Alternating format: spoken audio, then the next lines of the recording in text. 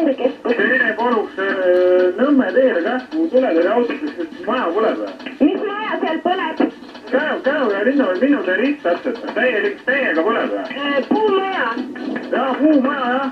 Saatke kähki, tule kahju. Ja saadame, olge liinil. Kas on leegid väljas või? Jaa, leegid on suured on väljas jah. Selge, tuletõrje tuleb. Peaaegu kuradi tule kähku, ütles nemad ei kuradi. Pritsimehed jõudsid sündmuspaika mõne minutiga, kuid hoone oli juba väljakutse ajal olnud lausleekides.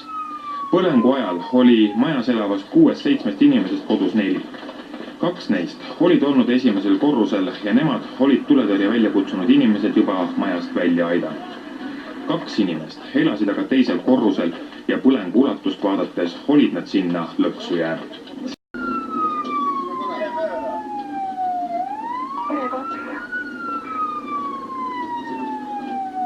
Jää sinnapoole ristmikku ja siit põhiliin ja samalt uksest sisse poisid.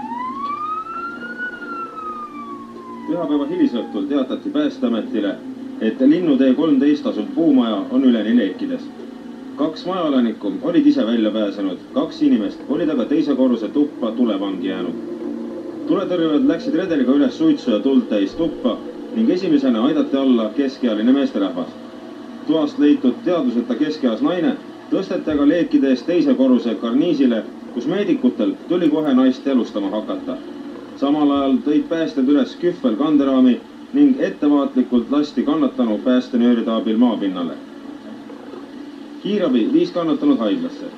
Maja sai tulest, suitsust ning kuumusest tugevasti kahjustada. Kokku kulus kustutustöödele ning tulepesade kõrvaldamisele ligi 5 tundi ning oma 25 tonni vett.